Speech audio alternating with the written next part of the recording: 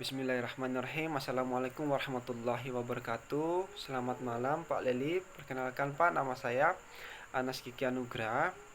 Saya bisa dipanggil dengan Anas. Saya merupakan mahasiswa Magisi Keperawatan Universitas Gadjah Mada. Nah, pada kesempatan kali ini saya akan membuat sebuah video rangkuman hasil pencarian literatur yang saya dapatkan.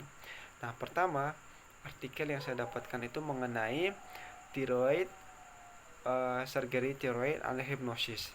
Nah, di mana penelitian ini untuk mengetahui kepuasaan setelah dilakukan lobotomectomy, dilakukan terapi hipnosis dibandingkan dengan anestesi umum. Nah, metode ini menggunakan retrospektif, di mana partisipasi itu berjumlah sebanyak 100 pasien, di mana dari 100 pasien itu dibagi menjadi dua kelompok. Yang pertama kelompok intervensi itu sebanyak 50 dan kelompok kontrol itu sebanyak 50 pasien.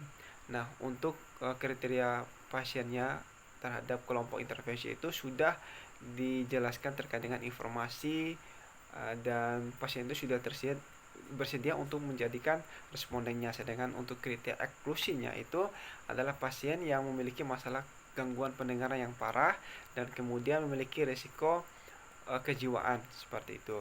Nah, bagaimana hipnoterapis ini dijalankan pada artikel ini, di mana hipnoterapis ini dilakukan oleh dua tim anestesi dan satu perawat anestesi yang memiliki kualifikasi hipnoanalgesia.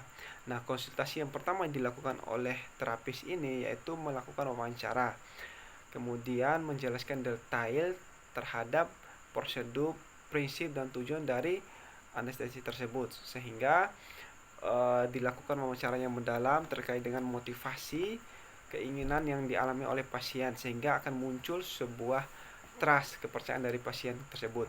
Nah, kemudian langkah selanjutnya itu terapis ini menginduksikan hipnosis, yaitu mengarahkan pasien untuk selalu fokus terhadap dirinya sendiri, menginstruksikan untuk merelaksi otot-ototnya, melakukan respirasi yang mendalam.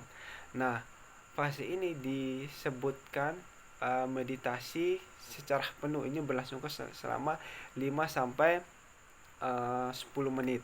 Nah, kemudian di fase kedua itu dilakukan disosiasi, yaitu pasien diinstruksikan untuk membayangkan hal-hal yang menyenangkan, hal-hal yang sekiranya dapat menimbulkan tren positif di dalamnya. Itu berlangsung selama 5 sampai 15 menit. Nah, apabila selama 15 menit itu pasien itu merasakan tidak nyamanan atau ada efek nyeri, maka tim ahli bedah atau anestesi itu memberikan anestesi logar untuk mengatasi tersebut. Nah, setelah akhir pembedahan itu pasien diberikan sugesti last hipnotis atau sugesti terakhir, yaitu untuk memasukkan trans positif terhadap perasaan pasien, sehingga setelah dilakukan pasca operasi pasien itu merasa nyaman, merasa mampu mendapatkan energi positif.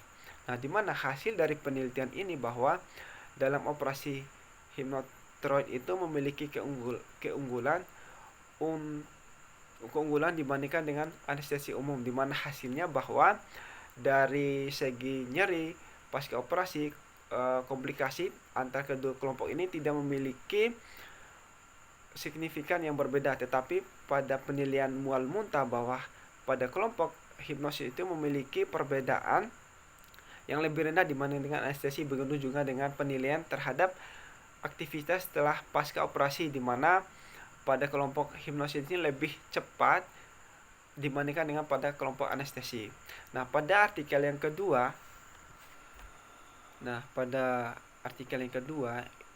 itu yang berjudul Hypnosis Program Effectiveness in 12 Week Home Care Intervention to Manage Chronic Pain in Elderly.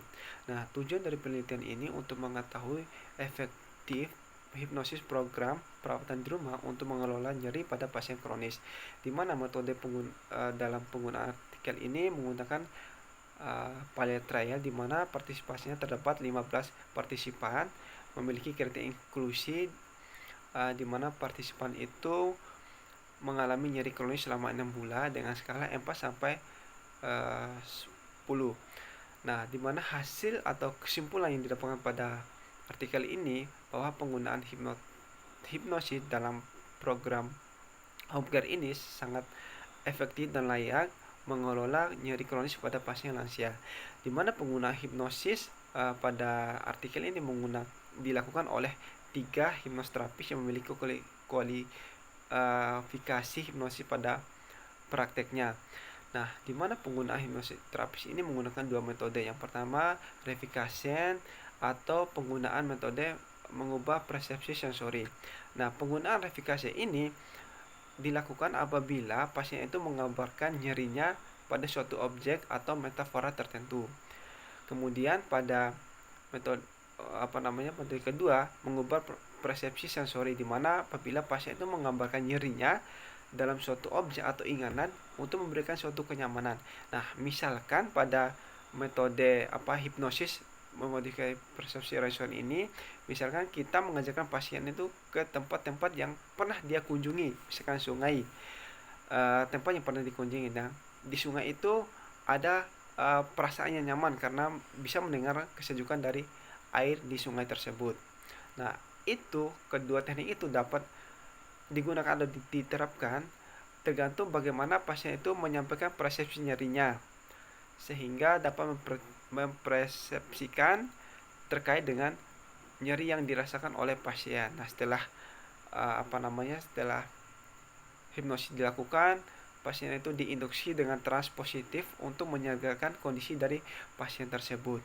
Nah, hasil dari penelitian itu seperti yang saya jelaskan tadi dapat layak atau dapat dipakai untuk mengelola nyeri kronik pada pasien lansia. Baik, pada artikel yang ketiga itu berjudul Hypnosis Reduction of Background Pain and Anxiety Pain Amen with Bones. Nah, tujuan dari artikel ini untuk mengetahui atau membandingkan antara hipnosis dengan hipnosis netral sebagai kelompok kontrol pada laki-laki yang mengalami luka bakar.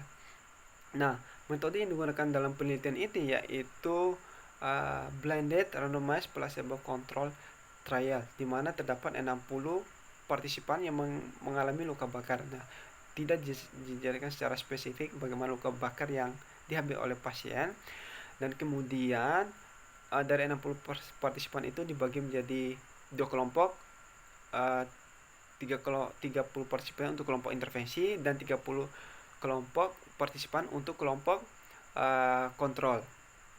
Nah, kemudian hasil yang didapatkan pada artikel ini didapatkan bahwa tidak ada signifikan perbedaan pada intensitas nyeri atau kecemasan nyeri pada pasien, tetapi terdapat penurunan yang signifikan terhadap kualitas nyeri pada pasien yang diamati selama 4 sesi hipnoterapi.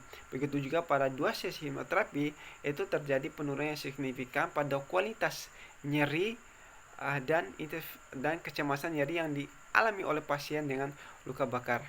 Nah, bagaimana hipnoterapi yang dijalankan pada artikel ini? Yaitu hipnosis yang dilakukan oleh perawat yang memiliki spesialis perawatan luka yang memiliki sertifikat hipnoterapis. Jadi dia sudah berkualifikasi dengan secara utuh, sudah ada sudah resmi. Nah, bagaimana intervensi yang dilakukan pada kelompok intervensi? Nah, penelitian ini memberikan beberapa macam terapis pada kelompok intervensi. Salah yang diberikan itu adalah relasi otoprogresif, fiksasi mata, chasing teknik. Itu sebagai awal dilakukan untuk hipnoterapis, dan kemudian ada beberapa terapis yang lain juga diberikan, salah satunya imajinasi untuk memperoleh trust atau memberikan energi positif pada pasien tersebut. Nah, pada kelompok kontrol itu atau hipnosis netral itu hanya diberikan tindakan secara umum atau non spesifik, yaitu terapis menyarankan kepada pasien untuk membanyakan hal-hal yang menyenangkan, misalnya pasien itu berada di pantai atau berada di gunung. Nah, itu merupakan suatu sarana terapeutik untuk mengurangi rasa nyeri. Nah, baiklah, mungkin itu saja yang saya sampaikan. Assalamualaikum warahmatullahi wabarakatuh.